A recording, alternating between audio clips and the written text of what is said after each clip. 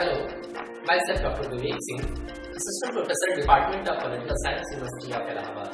Today I am going to discuss the topic of globalization. Globalisation आज एक ऐसा व्यापक शब्द आपको दिखाई देता है जिससे हम प्रतिदिन जो है उसकी घटनाओं से हमारा सामना होता है। अब घटनाएं कैसी हैं तो ग्लोबलाइजेशन से हमको जोड़ती हैं, ये बड़ा एक अच्छा सा सवाल है। तो ये देखिए, प्रतिदिन आप अपने सो के उठने से लेकर के यानी कि अपने टूथब्रश से लेकर के स्लीप नाइट तक जितने भी आप एक्टिविटीज करते हैं उसमें इसका प्रभाव आप जाने अनजाने जरूर देखते हैं। पहला, आपने क्या किया, पहले हम सुबह उठते थे तो अपने घर की बनी हुई सादी चीजों का सेवन करते थे। आज क्या है, हमारी लाइफ स्टाइल में बाहरी चीजें, फ्रूट, जैम्स या इवन की फलों की बात करिए तो आज हम विदेशी फलों का भी सेवन कर रहे हैं। कीवी है, ये न्यूजीलैंड का फल है, आप खाते ही होंगे। दूसरा है, हमने अपनी बाइक स्टार्ट की और गोइंग टू ऑफिस, तो आज हम हीरो होंडा से लेकर के हार्ले डेविडसन तक जो जा रहे हैं ये क्या है। फिर हम अपनी मारुति सुजुकी जो हमारे ग्रैंडफादर चला करते थे उससे लेकर के आज हम जो है BMW या मर्सिडीज बेंज तक जा रहे हैं। These are all the impact of globalization। ये देखा गया कि वास्तव में जो ग्लोबलाइजेशन का ही प्रभाव है जो हमारे जीवन में इतना नजदीक से जुड़ा हुआ है। तो वास्तव में साथियों, ये ग्लोबलाइजेशन हमें प्रभावित कर रहा है। अब ये जानना आवश्यक है वास्तव में ग्लोबलाइजेशन किस दुनिया का नाम है। ग्लोबलाइजेशन शब्द जो है वो ग्लोबलाइज से बना है।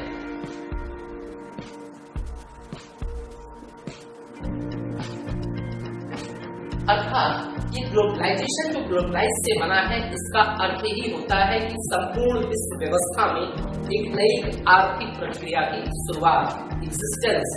ये देखा जाता है कि एक ऐसी इकोनॉमिकल सिस्टम का इमर्जेंस हो रहा है जिसमें पूरा विश्व जो है आपस में जुड़ने की प्रक्रिया में लगा हुआ है।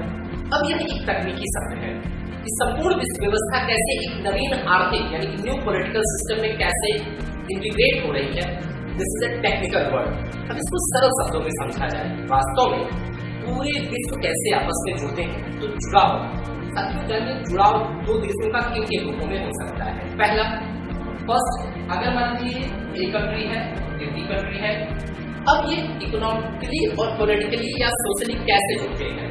देखा गया कि वास्तव में कोई भी देश जो है दो तरीके से, या राजनीतिक प्रक्रिया के रूप में देखा जाए तो इस देश की पॉलिटिकल बाउंड्री और बी नामक कंट्री की पॉलिटिकल बाउंड्री, अगर मैं ए देश के नागरिक बी देश में बिना किसी पॉलिटिकल बाउंड्रीज के, जो आज हम वीजा कानूनों की बात करते हैं, बिना इन गतिरोधों के हम एक देश से दूसरे देश में आसानी से जा सकें, तो ऐसा देखना जो है यह दिखता है कि वास्तव में एक देश दूसरे, जैसे आज हम भारत की बात करते हैं, भारत की जो है 29 राज्य हैं और 7 केंद्र शासित प्रदेश।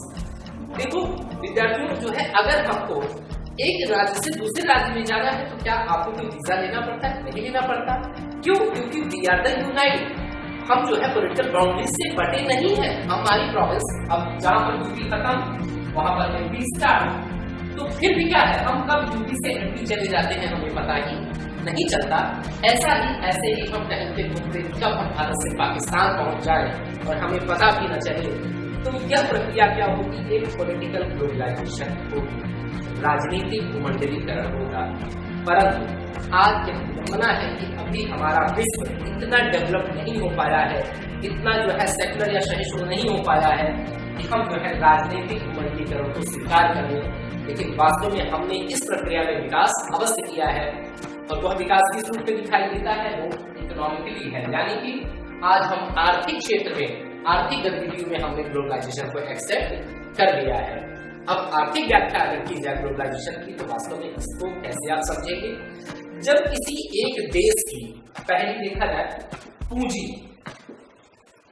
दूसरा श्रम, तीसरा है वस्तु और चौथा है तकनीकी, यानी कि capital, labour power, goods and technology.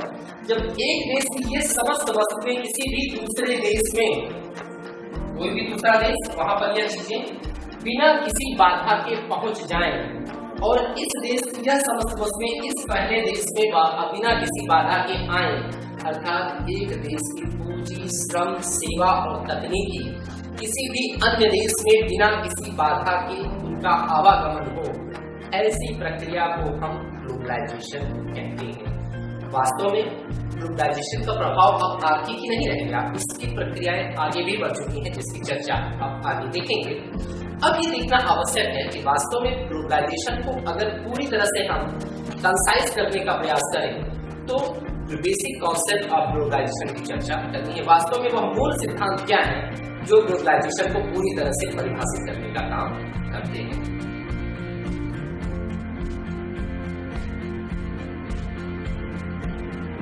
अब अगर ग्लोबलाइजेशन के हम बेसिक कॉन्सेप्ट की बात करें तो सबसे पहला कॉन्सेप्ट हमको दिखाई देता है वह है कि एक देश का उद्योग तथा दूसरे देश में, किसी एक देश से दूसरे देश के बीच में उद्योग तथा आर्थिक निवेश की प्रक्रिया या आर्थिक लेन देन की प्रक्रिया का पाया जाना, अर्थात ट्रेड एंड ट्रांजैक्शन, यानी कि एक देश में का व्यापार और उसका निवेशीकरण जो है किसी भी अन्य देश में आसानी से किया जा सके। दूसरा अगर देखा जाए तो इट इज यानी कि पूंजी तथा उसका निवेश, यानी कि एक देश की कैपिटल का दूसरे देश में क्या हो, इन्वेस्टमेंट हो। तो इस प्रकार हम देखते हैं कि एक देश की पूंजी का प्रवाह जो है किसी दूसरे देश में और किसी दूसरे देश की पूंजी का प्रवाह पहले देश में, या इस देश में उस देश का निवेश होना आसान हो सके, यह जो है क्या है उसके मूल सिद्धांतों में देखा गया। नेक्स्ट कॉन्सेप्ट जो इसका आता है migration of people and mobilisation of people. एक होता है प्रवास और एक होता है आवागमन। यह दोनों में थोड़ा सा आपको अंतर समझना है।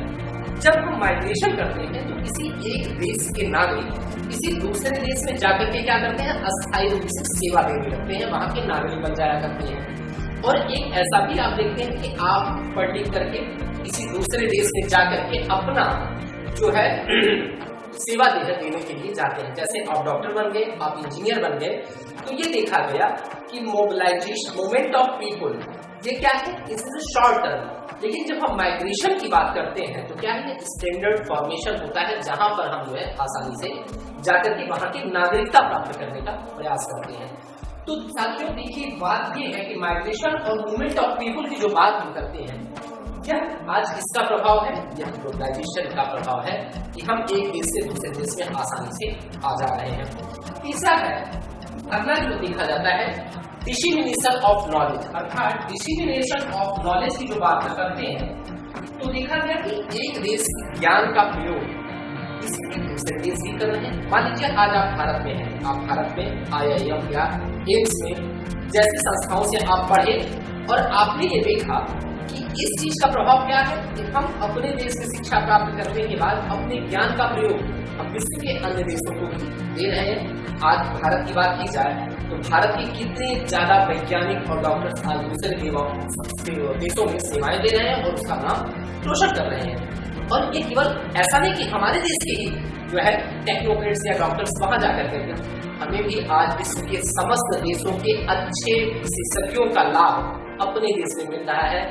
तो this is the basic concept of globalisation. आखिर ये संभव कैसे हुआ? मान लीजिए कोई डॉक्टर अमेरिका में बैठा है, तो वो अगर फिजिकली नहीं इंडिया में आ सकता तो आज इस चीज को हमारे संचार क्रांति ने, टेक्नोलॉजिकल डेवलपमेंट ने इस चीज को फुलफिल किया। यानी कि अगर हमको अमेरिका के किसी बड़े सर्जन की सेवाएं लेनी है तो आज उसका उपयोग हम भारत में कर सकते हैं। वो किस माध्यम से? वो तकनीकी विकास के माध्यम से, टेक्नोलॉजिकल डेवलपमेंट के माध्यम से वो वहां से इंस्ट्रक्शन करता है और उस तरह का ऑपरेशन हमारे देश के किसी भी एक कोने में आसानी से संभव हो पाया है। और इसका प्रभाव तो आज वह सूचनाओं के रूप में, इंफॉर्मेशन के रूप में हम बहुत व्यापक रूप से देखते हैं। आज इसका रोल ऑफ मीडिया आप आसानी से समझ सकते हैं। आज भारत के समाचार पत्रों के साथ साथ आज हम अमेरिका का समाचार पत्र आसानी से पढ़ते हैं, जापान का आसानी से पढ़ते हैं, और वास्तव में वहां पर किस तरह से पॉलिटिकल, इकोनॉमिकल, सोशल क्या एक्टिविटीज हो रही है हम उसको बड़ी आसानी से जान लेते हैं। तो साथियों ये पूरा जो दिख रहा है ये जुड़ाव और जिसका हम पूरी तरह से लाभ ले रहे हैं, ये पूरी प्रक्रिया जो है किसी बेसिक कॉन्सेप्ट पर निर्भर करती है जो ग्लोबलाइजेशन को पूरी तरह से यानी व्यापक रूप से दिखाने का काम करती है। अब ये देखा गया कि वास्तव में विमंडलीकरण में किन चीजों को हम और समाहित कर सकते हैं। तो भूमंडलीकरण की अगर सरल परिभाषा या एक सामान्य परिभाषा दी जाए तो राष्ट्रों की राजनीतिक सीमाओं के आर पार आर्थिक लेन देन की प्रक्रिया तथा विश्व में उसका प्रबंधन management of the world level, यह प्रक्रिया जो है वैश्वीकरण को बढ़ावा देती है। विश्व अर्थव्यवस्था में आया हुआ खुलापन, यानी कि अब क्या है, हम क्लोज इकोनॉमी नहीं, अब हम ओपन इकोनॉमी की तरह काम कर रहे हैं, यानी कि विश्व वर्ल्ड इकोनॉमिकल सेक्टर में आया हुआ खुलापन, आपसी जुड़ाव और परस्पर निर्भरता, इंटरडिपेंडेंसी, ऐसा फैलाव, इस तरह की व्यापकता जो है भूमंडलीकरण को पुष्ट करती है। और यह काम संचार माध्यमों से, कंप्यूटर के माध्यम से और राष्ट्र का एक देश का दूसरे देश के साथ नवीन जुड़ाव, और ये केवल ज्ञान के क्षेत्र में नहीं, आज तो हम संस्कृतियों के क्षेत्र में भी जुड़ते चले गए। क्या आपको पता है कि आज के 20 साल 30 साल पहले कोई जींस का पैंट पहनता था? नहीं पहनता था। आज आप क्या है, आज आपको मतलब 99% लोग जींस यूज करते दिखते हैं। तो this is the impact of globalisation. आज केवल भारत में ही धोती कुर्ता नहीं पहनना जाता, अब लोग जर्मनी के लोग भी धोती कुर्ता को महत्व दे रहे हैं। ये संस्कृतियों का भी जो प्रभाव है, आज हमारी बाटी चोखा जो है जापान में खाई जा रही है, कनाडा में खाई जा रही है। तो वो चीजें क्या है, और जापान या अमेरिका का बर्गर और पिज्जा और जो है नूडल्स, चॉपस्टिक का यूज आज जो हमने सीखा, ये कहाँ है? भारत में तो हम वो हाथ से खाते थे। आज हमने ये चीजें जो सीखी, यह जो है इसी सांस्कृतिक आदान प्रदान का प्रभाव है, जिसको हम ग्लोबलाइजेशन के रूप में देखते हैं। और यह ग्लोबलाइजेशन आज हमारे जीवन को ऐसे ही प्रभावित कर रहा है। भूमंडलीकरण की आगे की चर्चा में वास्तव में उसकी विशेषताओं को जानना आवश्यक है, लेकिन विशेषताओं को जानने से पहले ये जानना अति आवश्यक है कि जिस वर्तमान वैश्वीकरण को आज हम देख रहे हैं, उसका विकास किस प्रकार से हुआ। तो यह ग्लोबलाइजेशन जो आज आपको दिखाई दे रहा है, जिसका प्रभाव आपके जीवन पर पड़ रहा है, इसकी शुरुआत लगभग 25 वर्षों पहले, लगभग 25 ईयर्स पहले जो है हुई। और ये किसका परिणाम था? यह था जो है पूरी तरह से बहुराष्ट्रीय कॉर्पोरेट्स, यानी कि मल्टीनेशनल कॉर्पोरेट, बहुराष्ट्रीय निगम और कंजर्वेटिव रेवोल्यूशन, यानी कि MNCs, मतलब multinational corporation and conservative revolution. ये कंजर्वेटिव रेवोल्यूशन का परिणाम दिखाई देता है। ये देखा गया कि वास्तव में इसके पीछे कुछ राजनेताओं का भी योगदान है, जैसे मार्गरेट थैचर, रोनाल्ड रीगन जैसे विचारकों ने इस बात को बल देने की कोशिश की कि वास्तव में देश के विकास का आर्थिक प्रभाव, यानी कि किसी भी देश का इकोनॉमिकल डेवलपमेंट का इम्पैक्ट दूसरे देशों पर कैसे डाला जा सके और कैसे लाभ को अधिक से अधिक बढ़ाया जा सके। इस बात के लिए उन्होंने ग्लोबलाइजेशन के कॉन्सेप्ट को डेवलप किया। अब ये देखा गया कि वास्तव में यह क्या रहा है, इसके पीछे कौन सी नीति काम करती रही है। तो इस न्यूज में देखा गया कि जितने भी जो है यह विश्व की बैंक्स थी, मल्टीनेशनल कंपनीज थी, वो अपने आर्थिक प्रवाह को बढ़ाना चाहती थी, इकोनॉमिकल फ्लो को बढ़ावा चाहती थी, और इसके पीछे उन्होंने बड़े ही पॉजिटिव तर्क गढ़े। यह भी बहुत ही अच्छी बात समझने की है। उन्होंने कहा कि जब ये प्रभाव होगा, यानी कि एक देश का इकोनॉमिकल फ्लो दूसरे देश में होगा, तो इसके इम्पैक्ट क्या क्या पड़ेंगे कि दो राष्ट्र है, एक जो है गरीब राष्ट्र है, जो गरीब राष्ट्र है उसका और अमीर राष्ट्र, इसके बीच में क्या होगा, इसके बीच में खाई जो है कम होगी। गरीब राष्ट्र इसकी तकनीकी का प्रभाव, इसकी तकनीकी का प्रयोग करेगा, और अमीर राष्ट्र क्या करेंगे, इसके कच्चे संसाधनों का प्रयोग करेंगे। इस तरह की ये आदान प्रदान की प्रक्रिया का आदर्श स्वरूप प्रस्तुत करने की बात की गई। जो बैंकिंग सेक्टर्स के जो कॉर्पोरेट्स थे, उन्होंने क्या किया कि किसी भी अमीर देश की पूंजी, कैपिटल ऑफ ये होगी, ये क्या करेगी, गरीब देश में जाएगी, और इस पूंजी का प्रयोग ये क्या करेंगे, अपने आर्थिक विकास जो है वो बढ़ाने में इसका प्रयोग करेंगे। भले ही इसका आदर्श स्वरूप इतना अच्छा बनाया गया, लेकिन इसके पीछे जो वास्तविक नीतियां थी वह जो है आज कुछ और ही दिखाई देती हैं। इसको हम ग्लोबलाइजेशन की जब कभी आलोचना करते हैं तो इसको और भी अच्छे से हम समझने का प्रयास करते हैं। परंतु अब ये देखा गया कि इन विकास प्रक्रियाओं का प्रवाह क्या हुआ कि धीरे धीरे इस आदर्श व्यवस्था को स्थापित करने के लिए, इसका लाभ लेने के लिए हर देश एक दूसरे देश के नजदीक आते चले गए, और इस तरह से एक देश दूसरे देश के साथ जो है आर्थिक रूप से जुड़ने लगा और इस जुड़ाव ने पूरी तरह से ग्लोबलाइजेशन के एक मॉडर्न जो है कॉन्सेप्ट को डेवलप किया। अब देखा गया कि यह जुड़ाव जो हो रहा था या जो इस आदर्श व्यवस्था की बात कर रहे थे, इसमें वो कौन कौन से तत्व थे जो सहायक के रूप में भाग लिए। तो सबसे पहला जो सहायक हुआ वह था यातायात के आधुनिक संसाधन। आज हमको एक देश से दूसरे देश जाना है, आज हम ब्रेकफास्ट जर्मनी में, तो हो सकता है लंच जो है कनाडा में, और जो है डिनर क्या करें भारत में आके करें। ये कैसे संभव हो सका? तो ये हुआ कि आज हमने जो ये यातायात के अच्छे मॉडर्न टेक्नोलॉजी का विकास दिया, हमने वायुयान का विकास कर दिया, जेट प्लेन्स का विकास कर दिया, उसका यह प्रभाव था कि आज एक देश के लोग दूसरे देश में, एक कंट्री के लोग दूसरी कंट्री में आसानी से आ जा सकते हैं और अपनी व्यापारिक गतिविधियों का संचालन कर सकते हैं।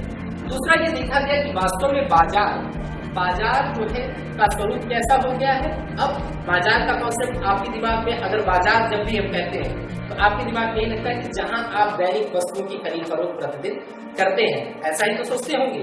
लेकिन आज हम इस बाजार को विश्व बाजार से जोड़ चुके हैं।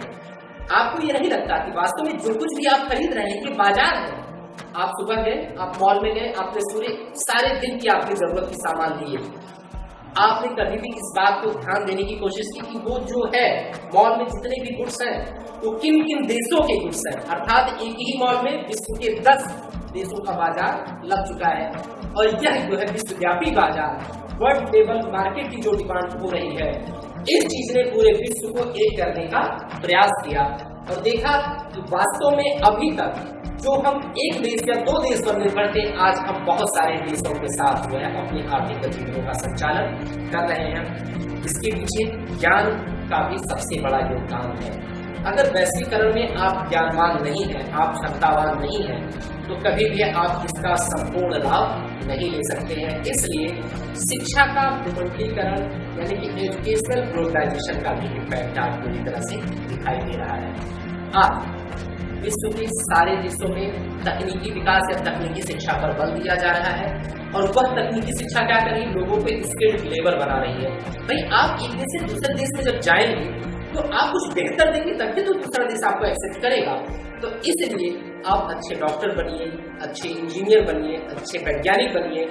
और अगर आप अच्छे वैज्ञानिक, डॉक्टर, इंजीनियर नहीं हैं तो आप स्किल्ड लेबर बन जाइए। तो क्योंकि स्किल्ड और नॉन स्किल्ड लेबर की डिमांड है पूरे विश्व में और इस तरह से हम यह जो है स्किल कैसे पैदा कर सकते हैं, इसके पीछे शिक्षा का सबसे बड़ा हाथ है। तो यह देखा गया कि अब हम शिक्षा का प्रभाव भी क्या कर रहे हैं, अब हम अपने बच्चों को वो शिक्षा देने की कोशिश करते हैं जिसकी वर्ल्ड डिमांड पैदा हो रही हो। तो यह देखा गया कि शिक्षा के माध्यम से भी भूमंडलीकरण को हम सबसे ज्यादा प्रभावित कर रहे हैं और इस शिक्षा ने एक नकारात्मक प्रवृत्ति को भी पैदा किया, सकारात्मक भी कह सकते हैं, जिसको हम ब्रेन ड्रेन के रूप में देखते हैं। आज आपके पीछे जैसे कोई भी देश है आपको डॉक्टर बना रहा है और आप उस देश की तकनीकी या संसाधनों का प्रयोग करके आप क्या कर रहे हैं, सक्षम बन रहे हैं, स्किल्ड बन रहे हैं और आप अपनी सेवा जाकर के किसी भी नामक देश में देते हैं। अर्थात आपकी सेवा का लाभ जो है किसी दूसरे देश को प्राप्त हो रहा है। तो जिस देश ने आपके विकास में खर्च किया उसको आप लाभ नहीं दे पा रहे, ये तो नकारात्मक पहलू है। लेकिन इसका एक सकारात्मक पहलू भी है, क्योंकि बी नामक कंट्री में जो स्किल्ड लोग हैं, वहां के डॉक्टर इंजीनियर को आपके यहाँ की सेवा देने आएंगे। तो ये क्या है, ये पॉजिटिव इम्पैक्ट है। तो यह देखा गया कि ये जो ज्ञान का जो आवागमन है, इस ज्ञान के आवागमन ने जो है वैश्वीकरण में एक समरसता लाने का प्रयास किया कि आज हम एक ज्ञान का प्रयोग जो है दूसरे देश के हित के लिए, तो दूसरे देश के अच्छे ज्ञान का प्रयोग हम अपने देश के हित के लिए आसानी से करते हैं। अब ये देखा गया कि वास्तव में जब हम उत्पादन के क्षेत्र की बात करते हैं तो आज उत्पादन यानी कि प्रोडक्शन का भी लेवल क्या है, ग्लोबल हो चुका है। अब आप कोई भी वस्तु उत्पादित करते हैं तो पहले अपने देश में खपाने का प्रयास करते हैं और जब वो सरप्लस होता है तो उसको हम दूसरे देश में ले जाने का काम करते हैं। और इसके पीछे कौन उत्तरदायी है, उसके पीछे एमएनसीज है, मल्टीनेशनल कंपनीज। अब ये कंपनीज क्या काम करती हैं, मल्टीनेशनल जो एक देश के साथ जिसका प्रभाव जो है दूसरे देश में भी व्यापारिक रूप से पड़ता हो। अब ये था कि अभी तक एक नकारात्मक प्रवृत्ति इस व्यवस्था में पाई जाती थी, यानी कि अगर कोई अमीर राष्ट्र है तो अमीर राष्ट्र क्या करता था, गरीब राष्ट्र का शोषण करता था। लेकिन एमएनसीज क्या करती है, वो जो है कंपटीशन के पॉइंट ऑफ व्यू से काम करती है, प्रतियोगिता के वातावरण में काम कर रही है। अब ये एमएनसीज क्या करती है, आपको बेहतर सुविधाएं देती है और इसके पीछे, इन बेहतर सुविधाओं के पीछे क्या होता है कि उनका व्यापार अधिक से अधिक बढ़ जाए।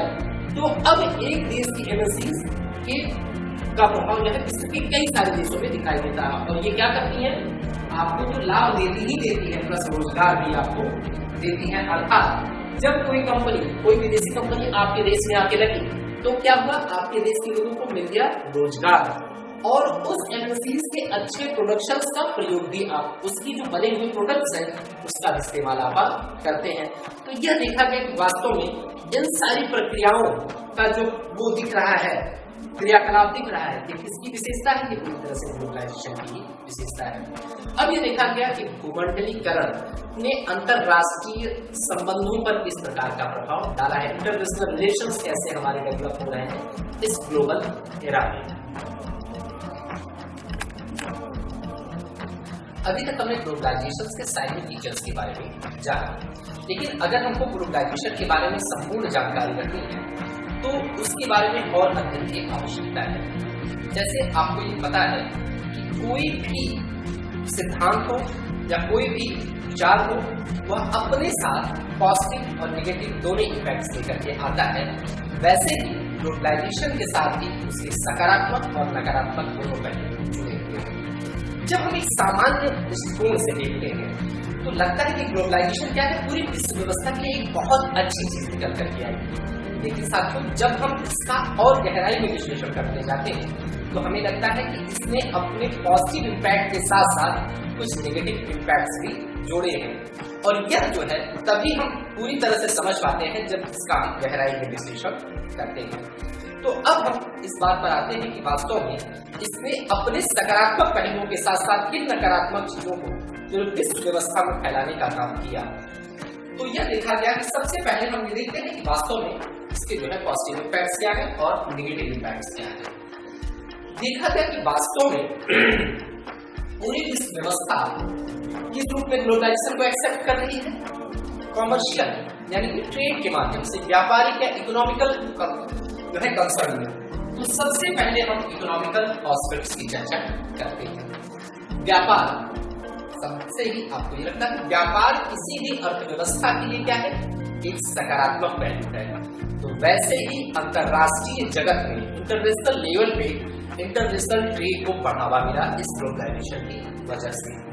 तो जब यह व्यापार पूरे विश्व में फैला तो क्या हुआ, व्यापारिक स्तर पर, इकोनॉमिकल लेवल पर क्या हुआ, लोग, कई कंट्रीज जो है एक लेवल पर आने लगी, एक संतुलन की अवस्था आने लगी राज्यों के बीच में। और इस चीज ने क्या किया कि वास्तव में व्यापारिक आयाम यानी कि इकोनॉमिकल जो है बैलेंस की अवस्था को किया। तो जो व्यापारिक संतुलन जो बनना शुरू हुआ, इकोनॉमिकल बैलेंस जो आया, उसमें क्या हुआ कि कई सारे राज्य जो है ट्रेड्स में, इन्वेस्टमेंट्स में एक साथ आना शुरू हुए। क्या यह अपने साथ केवल बैलेंस ही लेकर के आया? नहीं, इसने क्या काम किया, इनबैलेंस भी क्रिएट किया। इनबैलेंस कैसे क्रिएट किया? मान लीजिए कि आप एक बड़े व्यापारी हैं और आपने किसी एक छोटे व्यापारी के साथ जो है कोई जो है इकोनॉमिकल या बिजनेस स्टैंडर्ड डील की। अब ये देखा जाए कि क्या वास्तव में वो आदमी क्या आपके पैरेलल आ सकता है? वैसे ही राज्यों के साथ ये हुआ। जिन राज्यों की अर्थव्यवस्थाएं बड़ी थी, जिनका आर्थिक विकास अच्छा था, जिनके पास व्यापार करने के संसाधन अधिक थे, वो तो पूरे विश्व में फैल गए और अपने हितों के अनुसार उसने अन्य राज्यों के साथ समझौता किया। लेकिन इसी के साथ साथ जो इनबैलेंस आया, इनइक्वालिटी आई, वो यह दिखाती है कि जो छोटे राज्य थे, जिनका ना तो व्यापारिक क्षेत्र बड़ा था, ना तो उनकी अर्थव्यवस्था इतनी मजबूत थी, उन क्या हुआ कि ये जो बड़ी अर्थव्यवस्थाएं गई, उन छोटी अर्थव्यवस्थाओं पर उन्होंने पूरी तरह से कब्जा कर लिया और छोटी अर्थव्यवस्थाएं उन बड़ी अर्थव्यवस्थाओं की असमानता की जो खाई बनी वो और भी मजबूत होती चली गई। अब ये देखा गया कि ये जो है नेटिव इंडस्ट्रीज थी उसके साथ, यानी कि जो आई ग्लोबल इंडस्ट्रीज और उसके साथ एक नेटिव इंडस्ट्रीज के साथ जो वो कंपटीशन हुआ, उस कंपटीशन में जो नेटिव इंडस्ट्रीज थी वो जो है क्या हो गई, वो पूरी तरह से जो कंपटीशन में बाहर हो गई या उसके साथ जो है उनको समझौता करना पड़ा, या तो वो उसमें मर्ज हो गई या तो पूरी तरह से बाहर हो गई। अब ये देखा गया कि WTO, क्योंकि व्यापार को जब पूरा अंतरराष्ट्रीय क्षेत्र पर हमको फैलाना था तो हमें एक ऐसे संगठन की आवश्यकता थी कि जो विश्व के व्यापार में एक संतुलन बनाए, या विश्व के व्यापार में एक रूल्स एंड रेगुलेशंस के माध्यम से एक ऐसा कंडक्ट तैयार करे जिसका पालन विश्व के सभी देश करते हो। ये बहुत ही सकारात्मक चीज थी, क्योंकि इस सिद्धांत के माध्यम से इस संगठन के नियमों का पालन करके कोई भी राष्ट्र अपने आर्थिक हितों के बिहाफ पर किसी के दूसरे के आर्थिक हित, किसी के दूसरे के इकोनॉमिकल इंटरेस्ट को आप डिनाई नहीं कर सकते। तो ये क्या करता था, इकोनॉमिकल बैलेंस लाने का काम किया। लेकिन ये देखा गया कि वास्तव में WTO जिन उद्देश्यों के लिए आया वह थोड़ा उससे जो है परे हुआ, और उसने क्या काम किया कि वास्तव में WTO का जो ये भूमिका थी वह एक पुलिसमैन की बन के रह गई। पुलिसमैन इसलिए हुई क्योंकि इसमें दो राज्यों के बीच में संबंध हुआ, एक तरफ डेवलप्ड कंट्रीज थी और दूसरी तरफ डेवलपिंग कंट्रीज थी। तो जो डेवलप्ड कंट्रीज थी वह जो है क्या थी, अधिक सक्षम थी, उनके पास जो है बार्गेनिंग पावर ज्यादा थी, उनके पास जो है समझौते की शर्तों की सीमाएं अधिक थी।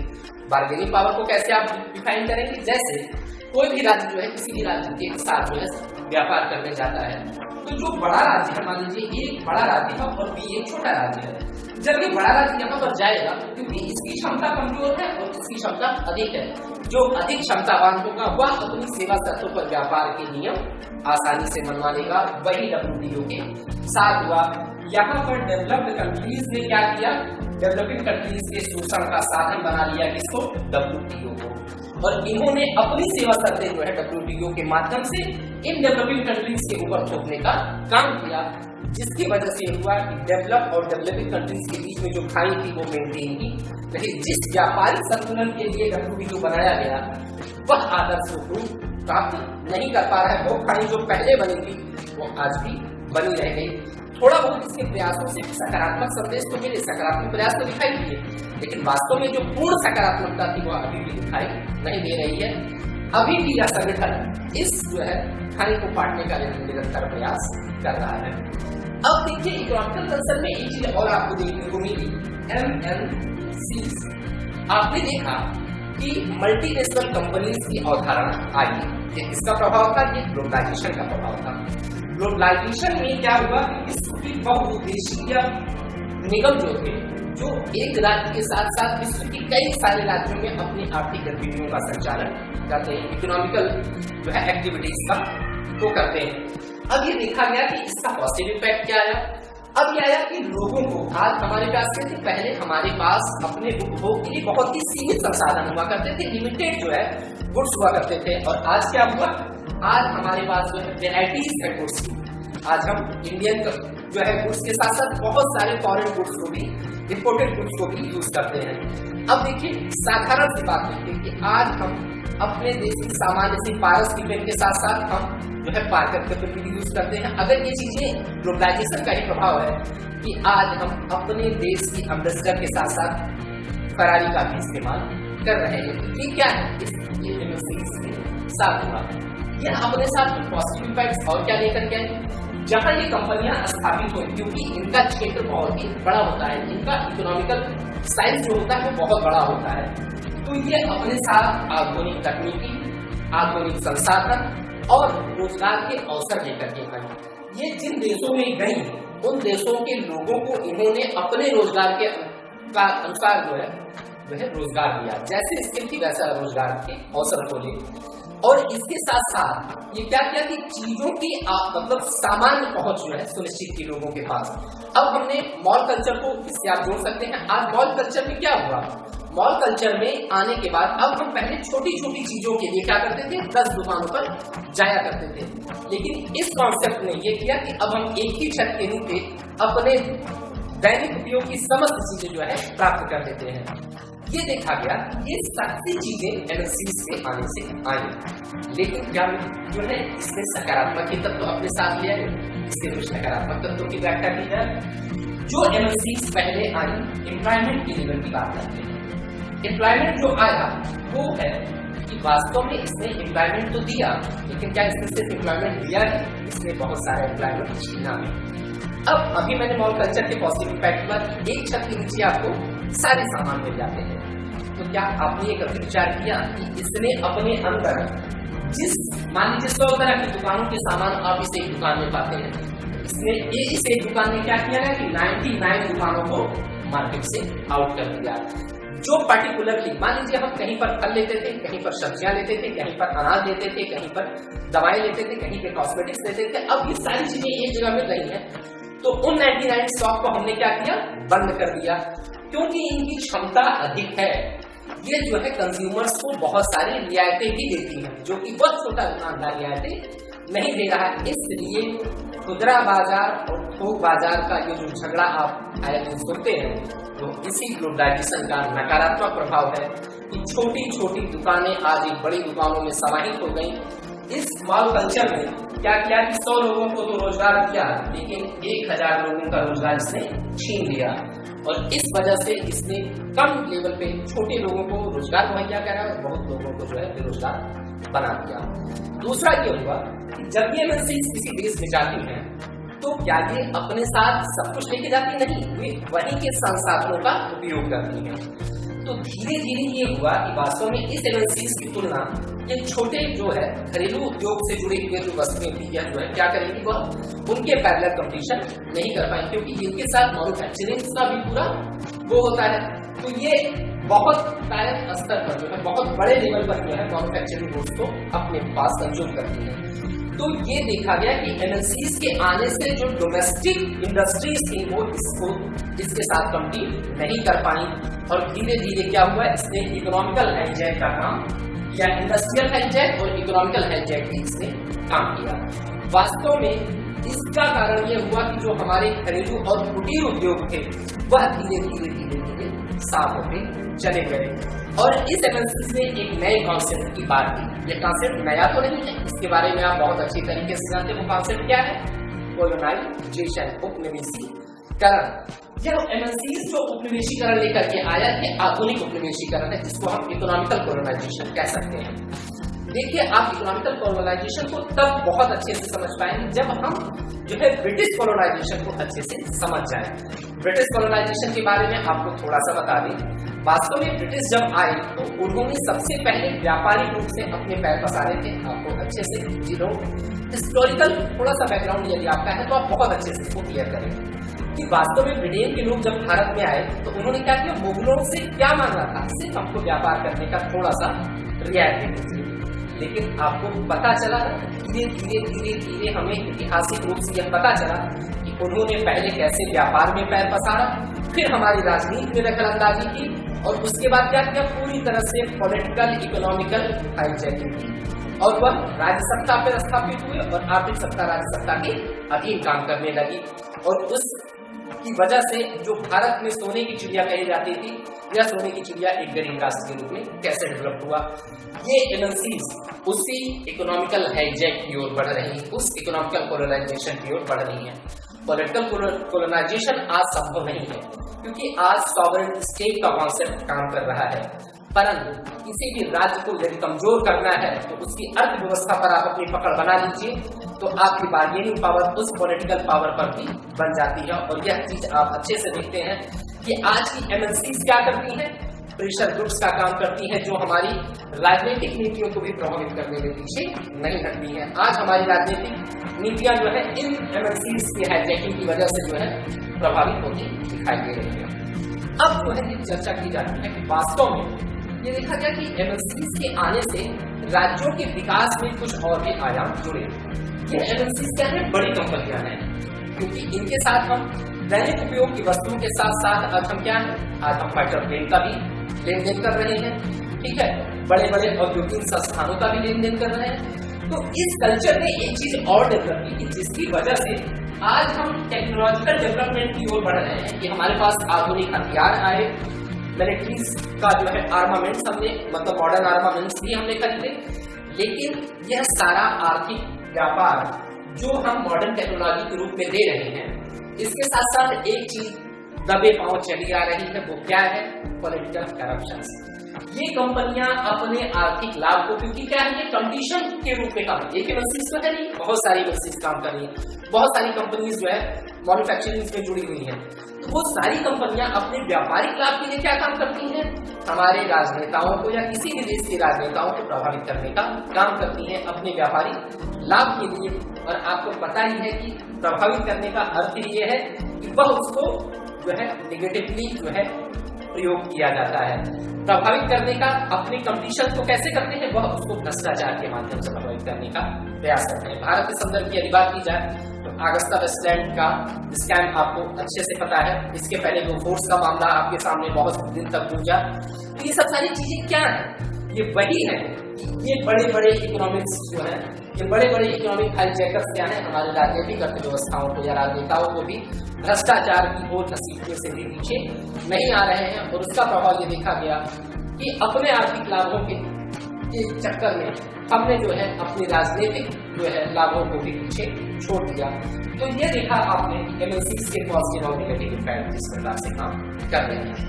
अब ये देखा गया कि इस एमएनसीज ने एक चीज और भी किया, जहां पर ये जो है ये बड़ी कंपनियां स्थापित होती हैं, वो अपने साथ एक विकास लाती हैं, इंडस्ट्रियलिज्म डेवलपमेंट भी लाती हैं। तो इंडस्ट्रियलिस्ट डेवलपमेंट जो औद्योगिक विकास होता है, वो विकास भी अपने साथ नहीं रहता, उसके साथ कुछ नकारात्मक बिंदु भी निकल करके आते हैं। और वो नकारात्मक बिंदु क्या है, वह पारिवारिक समूहों के साथ साथ यानी कि सोशल सेक्टर्स में भी वो काम करते हैं, और दूसरी तरह से इन्वायरमेंटल इश्यूज में भी वो काम करते हैं। अब ये देखा गया कि वास्तव में इसकी जब बात की जाए तो मतलब एमएनसीज जो है अपने साथ सोशल कंसर्न को कैसे इम्पैक्ट करती है। जब भी कोई कंपनी कहीं पर लगती है तो क्या होता है, यह देश के विकास में सहायक होती है। लेकिन क्या ये विकास जो है ये बैलेंस विकास है, ये बैलेंस डेवलपमेंट है? नहीं। यदि भारत की बात हम करते हैं तो कोई भी बाहरी निवेशक जो आएगा, बाहरी जो कंपनियां आएंगी, वो क्या आंध्र प्रदेश में लगाएंगी, क्या वह बिहार में अपने उद्योग लगाएंगी, या वह जम्मू कश्मीर में अपने उद्योग लगाएंगी? नहीं। वो कहां पर लगाएंगी, वो लगाएंगी गुजरात में, वो लगाएंगी महाराष्ट्र में, वो लगाएंगी जो है आंध्र प्रदेश में। तो क्या ये बिहार, ये मध्य प्रदेश, ये यूपी, ये क्या उनका झुकाव होगा कि वो दिल्ली में स्थापित हो, हरियाणा में स्थापित हो? इसलिए जितने डेवलप्ड स्टेट है जो उनको व्यापारिक सहूलियतें ज्यादा दे सकते हैं, जहां पर उनको लाभ मिल सकता है, वहां पर वो विकास को अपनी इंडस्ट्रीज लगाते हैं। और जो अन्य राज्य हैं जहां पर वास्तव में विकास की आवश्यकता है, औद्योगिक विकास की आवश्यकता है, वहां पर वो विकास नहीं हो पाता है। तो इसी एक देश में कुछ राज्य जो है विकसित राज्य बन जाते हैं और कुछ राज्य गरीब राज्य, विकासशील राज्य की उदाहरण हम लेते हैं। एक ही देश में दो तरह की इकोनॉमिकल डेवलपमेंट आपको दिखाई देती है। तो ये जो अनबैलेंस्ड डेवलपमेंट है वो किसी भी राज्य के लिए जो है बाद में खतरा उत्पन्न कर सकता है। और वह खतरा क्या होगा, वो नक्सलिज्म के रूप में दिखाई देगा, सोशल कॉन्फ्लिक्ट के रूप में दिखाई देगा, और ऐसा जो है देश की राजनीतिक व्यवस्थाओं में अक्सर दिखाई देता है। अब जो देखा गया इसका सोशल जो है इम्पैक्ट की बात करते हैं। वास्तव में समाज क्या है, समाज किसी भी राज्य की जो है सबसे प्राथमिक इकाई है, और जब वो प्राथमिक इकाई में भी कोई हलचल उत्पन्न करते हैं तो राज्य में भी हलचल आती है। इस एमएनसी कल्चर में ये जो है, ये जो इंडस्ट्रियलिस्ट कल्चर आया, अब भाई अगर किसी को नौकरी करनी है तो क्या होगा, जहां वो इंडस्ट्री लगी है वहां पर वो जाएगा, वहां पर नौकरी करेगा। इससे क्या हुआ कि अभी तक हमारी अर्थव्यवस्था क्या थी, कृषि आधारित थी, हम एग्रीकल्चर बेस्ड इकोनॉमी की ओर थे। तो जब एग्रीकल्चर बेस्ड इकोनॉमी हमारी थी तो हमारे पास क्या थी, ज्वाइंट फैमिली कॉन्सेप्ट था। लेकिन इस ज्वाइंट फैमिली कॉन्सेप्ट की वजह से जो है हम जब इंडस्ट्रियल डेवलपमेंट की ओर गए तो ये जो संयुक्त परिवार थे ये एकल परिवारों में टूटते चले गए। ये देखा गया कि वहां पर रोजगार करने जब जाते हैं तो अपने साथ अपनी पारिवारिक जो है स्थिति को भी वहां स्थापित करते हैं। तो क्या हुआ, हम अपने नेटिव स्टेट से या नेटिव सोसाइटी से क्या कर रहे हैं, धीरे धीरे कटना शुरू हो जाते हैं। और रही बात आर्थिक वितरण की, इकोनॉमिकल डिस्ट्रीब्यूशन की, तो जो व्यक्ति कृषि कार्य में जुड़ा है उसकी आर्थिक स्थिति क्या होगी, कमजोर होगी। और जो व्यक्ति जो है औद्योगिक क्षेत्र में जुड़ गया, जो एमएनसीज में काम करने लगा, तो उसकी आर्थिक स्थिति बढ़ती चली गई। तो इसकी वजह से क्या हुआ कि ये जो इकोनॉमिकल डिसबैलेंस था इसने पॉपुलर रूप से जो है क्या किया, सोशल कॉन्फ्लिक्ट को बढ़ावा दिया। अब परिवारों का जो निखंडन हुआ इसमें इस आर्थिक गतिविधियों ने पूरी तरह से काम किया। अब ये देखा जाए तो जब जो है इस तरह से आपने देखा कि किस तरह से राज्य के विकास के साथ साथ राज्यों को व्यापार को इसने प्रभावित किया और कैसे इसने हमारे सामाजिक गतिविधियों को भी प्रभावित किया। अब इसकी बात जो है कल्चरल वैल्यू की जाए तो संस्कृति किसी भी राष्ट्र का वह अमूर्त तत्व है। भाई संस्कृति जानते हैं ना, वह अमूर्त तत्व है कि जो हमारे चाहे अनचाहे हमारी समस्त गतिविधियों को प्रभावित करता है। जैसे आज हमारी संस्कृति का क्या था, हम अपने भारतीय संदर्भ में बात की जाए तो धोती कुर्ता हमारी पहनावे थे, लेकिन क्या हुआ आज हम वैराइटीज ऑफ जींसेस पहनते हैं, वैराइटीज ऑफ शर्ट्स हमारे पास आ गई, हमारे पास मल्टी ब्रांड अप्रोच आए। तो देखा गया कि वास्तव में आज हमने अपने सभ्यता के मूल्यों से इसको जोड़ दिया गया, हमने कल्चरल वैल्यूज से इस चीज को जोड़ दिया गया कि आप अगर ब्रांडेड क्लॉथ्स पहनते हैं या करते हैं तो इसका मतलब यू आर वेरी जो है learned person, you are very rich person. तो क्या हुआ, हमारी समृद्धि, हमारी पहचान किससे जुड़ गई, हमारे ज्ञान या हमारे रहन सहन, हमारे आचार विचार से नहीं, हमारे पहनावे ओढ़ावे से, हमारे रहन सहन के लिविंग स्टैंडर्ड से कि हम जो है टाटा चीनी से खाते हैं या हम हाथ से खाते हैं। तो ये हमारी पहचान का संकट जो है इस चीज ने किस चीज को प्रभावित किया। अब इसको अगर हम कल्चरली इसको हम डेवलप करें तो वास्तव में इसके पॉजिटिव और नेगेटिव इम्पैक्ट क्या है। तो जब हम कल्चर की बेस पे पॉजिटिव की बात करते हैं तो वास्तव में यह जो है ग्लोबलाइजेशन ने हमको एक नई चीज दी। आज हम अपनी संस्कृतियों के साथ साथ विश्व की अन्य संस्कृतियों से भी जुड़ गए। भाई आज हमें ये पता है कि अमेरिका में क्या होता है, कनाडा में क्या होता है, जापान में क्या होता है, फ्रांस में क्या होता है। ये चीजें हमें इसके पहले नहीं पता थी क्योंकि क्या थे, हम क्लोज थे। आज जब हम ओपन सोसाइटी में आए, खुले समाज में आए तो हमने देखा कि वास्तव में समाज के अन्य तत्व भी कैसे काम करते हैं। ये तो बहुत अच्छी बात है। इस चीज को फिर ये दिया जाए कि आज क्या हम केवल हिंदी ही बोलते हैं या क्या आज हम केवल बंगाली ही बोलते हैं, क्या आज हम केवल जापानीज ही बोलते हैं। तो ये देखा गया कि लैंग्विस्टिक कल्चर जो है हमारी संस्कृति का पहलू बना। आज हम एक भाषा के साथ साथ कई भाषाओं के जानकार बन गए हैं क्योंकि यह डिमांड है। आज आप अपने ही देश में तो है नहीं, क्योंकि अब हमारा आवागमन विश्व के कई सारे देशों में है। जहां पर आप जाते हैं वहां की बोली और भाषा को भी आप एक्सेप्ट कर लेते हैं। तो आज हमने कई भाषाओं का भी ज्ञान प्राप्त किया, लेकिन यह सारे सकारात्मक पहलुओं के साथ इसके नकारात्मक पहलू की बात की जाए तो क्या आज हम अंग्रेजी सीखने में क्या हम अपनी हिंदी के साथ न्याय कर पा रहे हैं? क्या हम अंग्रेजी के पिछलग्गू बनने के चक्कर में क्या हम अपनी मंदारी को पूरी तरह से उसके साथ न्याय कर पा रहे हैं? तो नहीं, क्योंकि जो भी डोमिनेंट लैंग्वेज होगी, जिसकी वर्ल्ड डिमांड ज्यादा होगी, उसको क्या करेंगे हम ज्यादा से ज्यादा अपने अंदर सीखने का प्रयास करेंगे। तो उसकी वजह से क्या होगी कि हम अपने नेटिव लैंग्वेज को या अपनी मातृभाषा से धीरे धीरे दूर होते चले जाएंगे। और ये होगा कि भारत की सांस्कृतिक विविधता में कई सारी बोलियां आज विलुप्ति के कगार पर है। बहुत सारी बोलियों को बोलने वाले लोग धीरे धीरे समाप्त हो जा रहे हैं और इंग्लिश इंटरनेशनल लैंग्वेज के रूप में पूरी तरह से एक्सेप्टेबल होती चली जा रही है। तो ये एक ऐसा भी पहलू दिखाई देता है। अब कल्चर की बात की जाए तो कल्चर में दो तरह के होते हैं। एक होता है जो बहुत ही प्रभावी हो, जो लोगों को तुरंत आकर्षित कर ले, और एक अपनी सांस्कृतिक जो है मतलब ट्रेडिशनल उससे बंधा हुआ हो तो वो जो है लोगों को जल्दी प्रभावित नहीं करता है। ऐसा ही हमारे साथ भी हुआ। आज हमने क्या किया कि हमने अपने मॉडर्नाइजेशन का कॉन्सेप्ट वेस्टर्नाइजेशन से जोड़ लिया। अब हमने पाश्चात्यकरण को ये माना कि यही आधुनिकीकरण है, जबकि आधुनिकीकरण और पाश्चात्यकरण ये दोनों अलग अलग अवधारणाएं हैं। लेकिन हमने ये माना कि जो वेस्टर्न कंट्रीज में होता है this is the modern concept और यही चीज हमने अपना ली। तो ये क्या हुआ, ये क्लैश ऑफ सिविलाइजेशन भी पैदा हो रहा है। आज संस्कृतियों का जो संघर्ष है वह इसकी सबसे बड़ी दिन है कि जो प्रभावित संस्कृतियां हैं वो पूरी तरह से विश्व में पैर पसार रही हैं, और जो पूरी तरह से प्रभावित नहीं हो पाई, जो उसके स्ट्रगल में अपने आप को नहीं डेवलप कर पाई, वो क्या कर रही है संस्कृति के मूल्यों को। आज आपको भारतीय कॉन्सेप्ट का गिने उंगलियों पे आप गिन ले जिनको आप जो है धोती कुर्ता पहनते देखते हैं, लेकिन jeans pant suit boot type ऐसे लोगों की भरमार आप देख रहे हैं। तो ये क्या है, कल्चरल जो है हाईजैकिंग है। तो ये ग्लोबलाइजेशन जो है अपने साथ साथ विविधताएं लेकर के आया और उसके साथ साथ हाईजैकिंग के कॉन्सेप्ट को भी लेकर के आया है। अब सारे विकास, चाहे आर्थिक विकास हो, चाहे सामाजिक विकास हो, चाहे राजनीतिक विकास हो, सारे विकास के पीछे जो चीज सबसे ज्यादा प्रभावित होती है वो है वातावरण, यानी कि पर्यावरण की बात की जाए तो इस ग्लोबलाइजेशन में जहां पर जो है विकास को ही अपना हमने सबसे मूल मान लिया। बेसिक कॉन्सेप्ट हमारा आज क्या है, कोई भी राष्ट्र हो, how to develop our country, कैसे हम विकास करें, कैसे विकास करें, कैसे विकास करें। इस विकास ने क्या किया, पर्यावरण को क्षत पहुंचाने का काम किया, क्योंकि कोई भी विकास होगा वो एनर्जी कंजम्पशन पर ही होगा। जब एनर्जी को आप यूज करेंगे, जब आप ऊर्जा का प्रयोग करेंगे, तो ऊर्जा प्रयोग के साथ क्या होगा, आप कार्बन डाइऑक्साइड का उत्सर्जन करते हैं, और कार्बन डाइऑक्साइड का उत्सर्जन क्या है, हमारे वातावरण को ग्लोबल वार्मिंग के रूप में दिखाई दे रहा है। और इस ग्लोबल वार्मिंग ने क्या किया, ग्लोबल वार्मिंग ने देशों के सामने एक बहुत बड़ा संकट भी उत्पन्न कर दिया, क्योंकि विश्व में यदि आपको इस कंपटीशन में बने रहना है तो आपको विकास की दौड़ में हमेशा आगे बढ़ते रहना पड़ेगा। और इस विकास की दौड़ में हमने इतना एनर्जी कंजम्पशन किया, वो चाहे जो है परंपरागत ऊर्जा को खर्च किया हो या तो फिर रिन्यूएबल एनर्जी की बात की जाए, सब ओर से हम विकास की दौड़ में आगे बढ़ने का प्रयास करते हैं। और इस विकास की दौड़ ने पर्यावरण असंतुलन को भी बढ़ावा दिया है।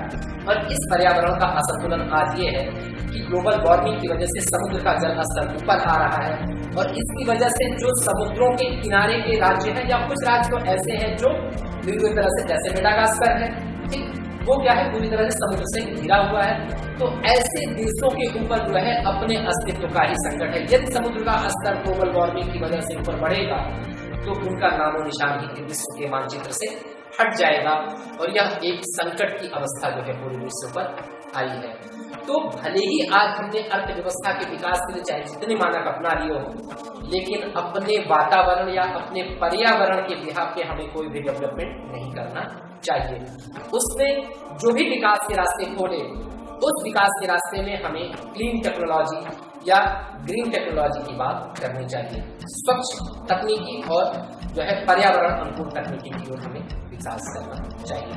आज विश्व के सारे देश पर्यावरण, क्योटो सम्मेलन हो या पृथ्वी सम्मेलन हो, ये सारे जो है मॉन्ट्रियल प्रोटोकॉल हो, ये सारे जो गतिविधियां आज हो रही हैं, इस विकास के साथ साथ अपने पर्यावरण संरक्षण के बारे में हम चिंतित हो रहे हैं। और आने वाला जो समय है, ग्लोबलाइजेशन पूरी तरह से विश्व को एक नई दिशा देगा, और हमारी यह आशा है कि यह राजनीतिक आर्थिक क्षेत्र के साथ साथ हम जो है पॉलिटिकल ग्लोबलाइजेशन की ओर भी बढ़े।